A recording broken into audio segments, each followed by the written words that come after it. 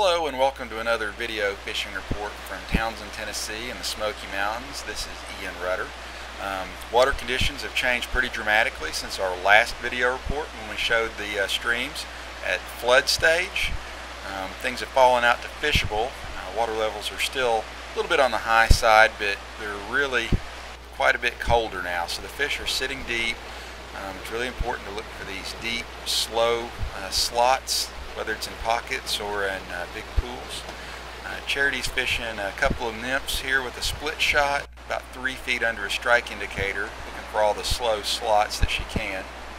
And really that's just the key, is hitting that slower water and fishing it deep. And she missed one right there. She doesn't catch them all, even though we showed her catching a pretty big one on the clinch a few weeks ago. She misses them too, just like the rest of us. Now, while most people are using strike indicators when the water is high and cold like this, personally I prefer to tightline nymphs.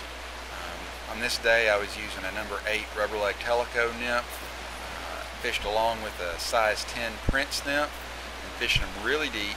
And without the strike indicator you can control your depth a lot better from one run to the next, and you can also be sure it's getting very deep. And Charity was doing pretty good. She was turning a lot of fish, but I was actually doing even better, and I'm sure it just had to do with just getting it deeper. This is just a pretty typical rainbow trout here up on the middle prong at Tremont.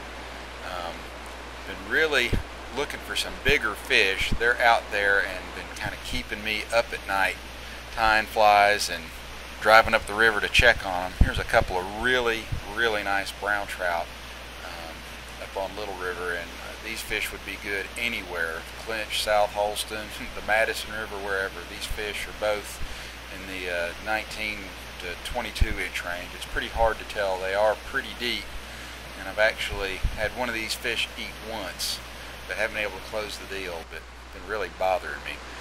We got some snow over the weekend. Nothing major, just a few inches on the highest peaks, but we got a good dusting everywhere. So the water temperature has really cooled down now. Our daytime highs up in the park are in the high 20s to low 30s. That's forecast to change by the end of this week. If you're going to get out there, be sure you're fishing it deep and fishing it slow.